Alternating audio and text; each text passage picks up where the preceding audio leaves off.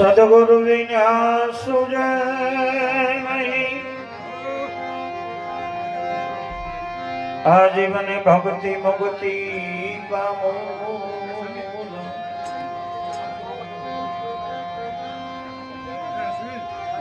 રવિ કે પથ્થર બોયો હોય ખેત મેં, એને નહીં ફળ નહીં ભો। રવિ રામ કે પાણો વાવ્યો હોય ખેતરમાં, એને નહીં ફળ નહીં ભો।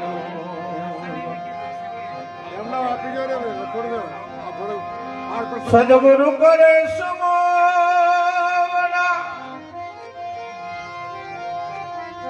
સદગુરુ કરે સમોવડા, બતાવે જુગતી જો। જન્મ મરણ ના ફેરા ચડે, મટી જાય ભવનારો। જન્મ મરણ ના ફેરા ચડે, મટી જાય ભવનારો। પણ સંત ચટકો લાગ્યા વિના, સંત ચટકો લાગ્યા વિના કે ભરી જય કીર્તાન। ઈયળમાંથી ભમરી બને તો માણસને કેટલી વાર। ઈયળમાંથી ભમરી બને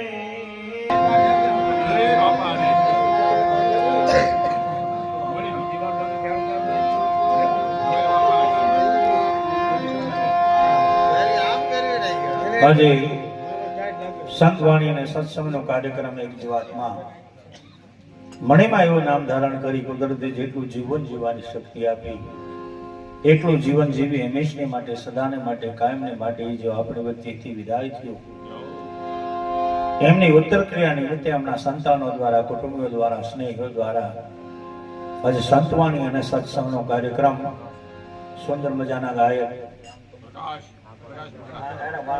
પ્રકાશભાઈ બગડા એને આનંદ કરાવ્યો। એક દિન શ્વાસા કેરી દોરી તૂટવાનો, રાત અને દિવસ 24 કલાક આ શરીરમાં પ્રાણ ચાલી રહ્યો છે, એની દોરી ક્યારે તૂટી જાય એની કોઈ ખબર નથી। એટલે એક સંતને લખવું પડ્યું, આયુષ્ય નિર્તન અંજલિ ટપકે શ્વાસો શ્વાસ, હરિ ભજાવીને જાત હે અવસર ઈશ્વરદાસ। ઈશ્વરદાસજી લખે કે તમારી ને મારી જિંદગી રૂપી જળ, આ શરીર રૂપી અંજલિ એટલે હથેળી, હથેળીની માલપા શ્વાસ ને ઉશ્વાસ રૂપે ટપકી રહ્યું છે, ક્યારે ખોટી જાય એનું કાંઈ નક્કી નથી। માટે ભગવાનનું ભજન કરી લેજો, હરિ નામ સ્મરણ કરી લેજો, સદગુરુ કર્યા છે ભગવાનને યાદ કરી લેજો।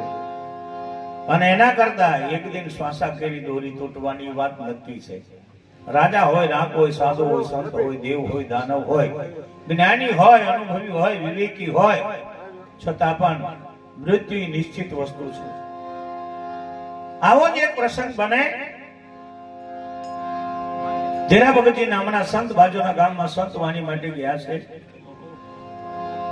રાતના 2 વાગ્યાના સમયે મારતે ઘોડે એક માણસ આવ્યો।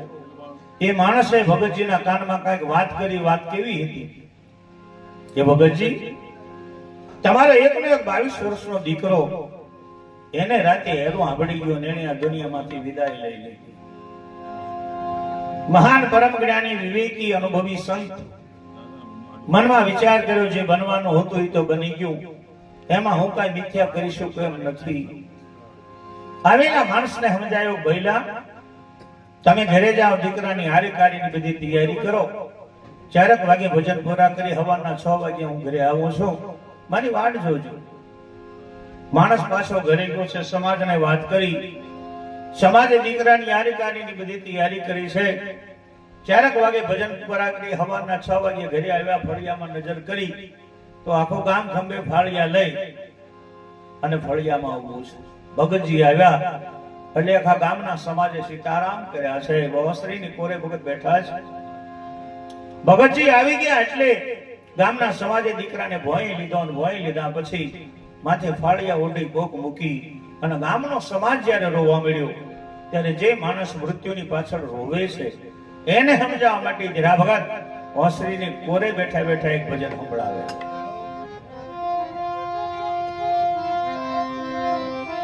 એક અઠાણ ચોટ છે એક આળની રે મરણ મોટે રોમાન આમાં કઈક રાણા ને કઈક રાજીયા કઈક રાણા ને કઈક રાજીયા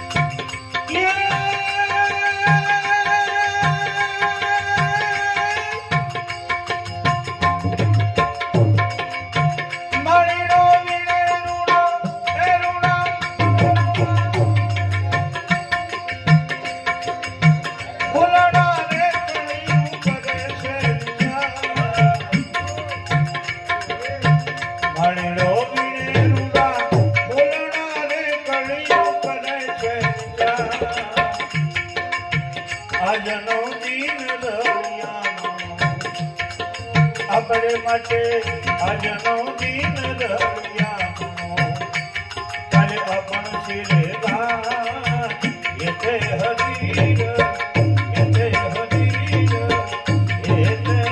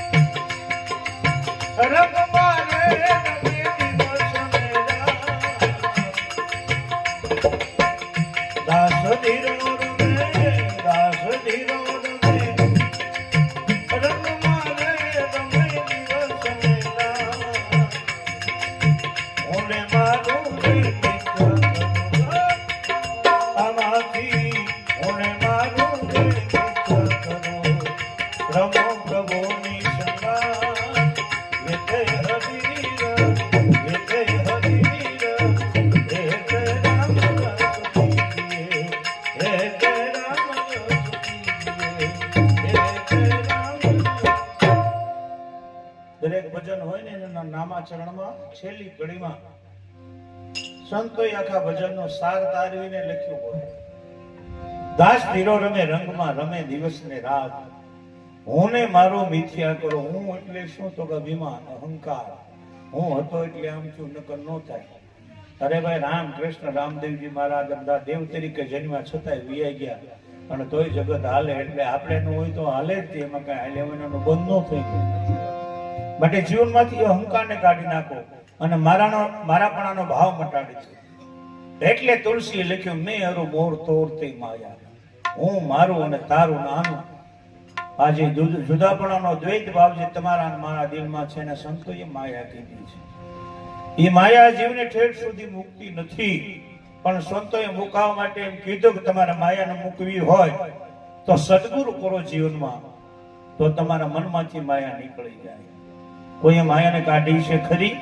એવો કદાચ મનમાં વિચાર આવે તો આ જેને ગુરુની કૃપા થાય એને ચોક્કસ અને ઈ રસ્તે હાલે તો ગુરુનું વચન પડ્યું રહે, પોતે એમનામાં આખી જિંદગી સંસાર ભોગવ્યા કરે તો માયામાંથી મુક્ત ન થવાય. મુક્ત થવું હોય તો મનને મોડે બાંધી એક ઠેકાણે એક આસને બેહી અને જ્યારે સમય મળે ત્યારે હરિભજન કરવું જોઈએ. જેને કર્યું છે એને અનુભવ પણ થયો છે. એવા સવારામ બાપા એક લખે છે એક ભજનમાં,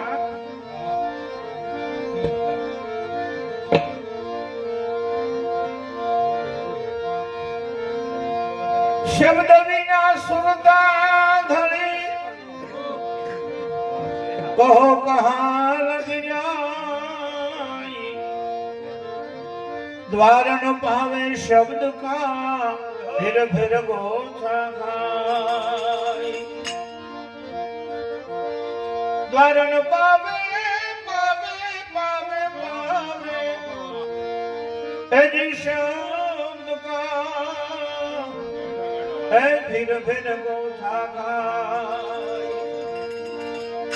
શબ્દ કે મારે મર ગયે અને જેને શબ્દ છોડ્યા રાજ, વચન ને જેને વિચાર્યા એના સુધરી ગયા સબકા. ફૂલગઢજી સ્વામી જેવા સદગુરુ મળ્યા, યથાર્થ વચન મળ્યું, સતનામ મળ્યું, ભગવાન ભજનનો માર્ગ મળ્યો. સુરતાને મૂળે બાંધી એકાંતમાં બેસી અને અલખની આરાધના કરતા કરતા સવારામ બાપાને કેવો અનુભવ થયો એની વાત આ ભજનમાં લખી છે. અરે પરણે શબ્દને સુરતા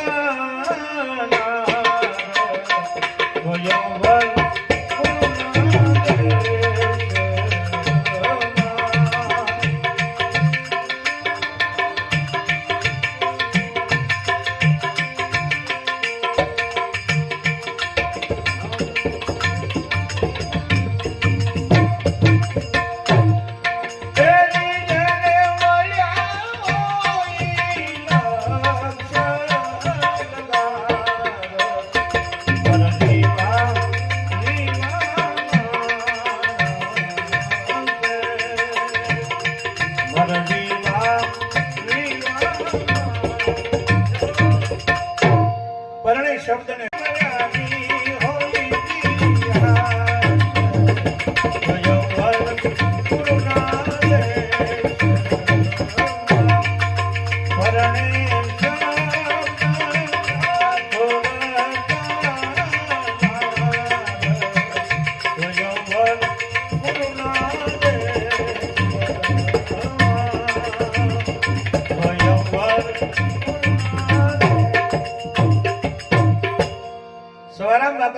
મારી સુરતાનો સંબંધ મારા સદગુરુએ કરાવ્યો. કોની સાથે? તો ઊંચું કુળ વિનાશ. આ જગતની માલિકા ઊંચામાં ઊંચું કુળ કયું છે? તો અવિનાશી કુળ, જેનું ત્રણ કાળમાં નાશ નથી. ભૂત ભવિષ્ય વર્તમાન આ ત્રણેય કાળમાં જે કાયમને માટે છે એવા તત્વની સાથે મારા સદગુરુએ મારી સુરતાનો સંબંધ કરાવ્યો. હાકર વેચાણી હાચા ભાવની લેશે જેને પીયું મળ્યા એને હોય પિયાસ. આ સદગુરુના શબ્દ રૂપી સદગુરુની શાન રૂપી ઠાકરને લે કોણ? તો કે કાયની મારી પાસે રહેલો સુરતા રાણીનો પીવ એના જેને દર્શન કરવા હોય ને એ આ સતનામ રૂપી સાકરને ગ્રહણ કરશે. પણ મારા જીવનમાં સદગુરુનું વચન આવ્યું એટલે મારા સ્વરૂપને પ્રાપ્ત કરવાની મને લગની લાગી. માટે બીજી કડી લખે, લગનીના લગન બંધાવીને અરે મોકલ્યા પંડિત પૂર્ણાનંદ. એ લગનીના લગન બંધાવીને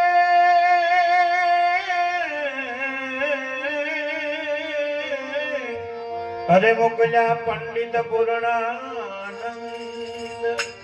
સતને રસ્તે ચાલ્યા અરે એકાએકી